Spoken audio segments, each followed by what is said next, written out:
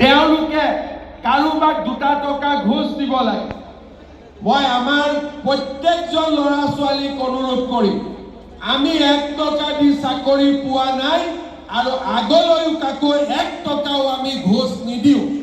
আৰু কোনোবাই যদি 1 টকাও ল'ব খোজে আপোনালোকে মোক জনাব আৰু আমি নিশ্চিত কৰিম ডিজিপি চিফ সেক্ৰেটাৰী সকলোৱে যে চাকৰি লোৱাৰ আগতো পইচা দিয়া নাই, চাকৰি লোৱাৰ পিছতো আমি কাকো টকা নিদিওঁ।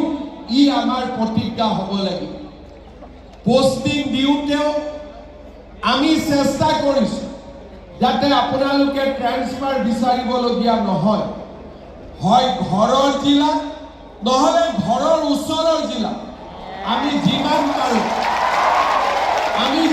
পাৰোঁ চেষ্টা কৰিছোঁ। 90 জনৰ চেষ্টাত আমি সফল হৈছোঁ। 10 জনক আমি আজি কৰি হয়তো কৰিব পৰা নাই, কিন্তু কেইদিনমান পিছত আজিকালি আমি নতুন নিয়ম কৰিছোঁ।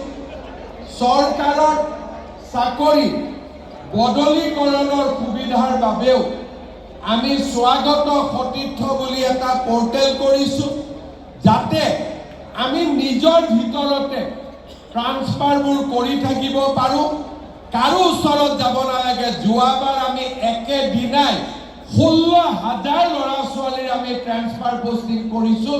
কোনেও কোনো অফিচত যাবলগীয়া হোৱা নাই পৰ্টেলৰ জৰিয়তে।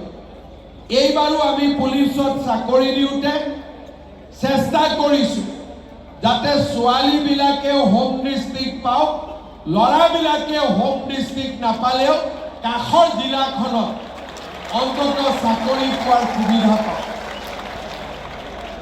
আমি চেষ্টা কৰিছোঁ কাৰণ আমি এখন নতুন অসম বিচাৰোঁ।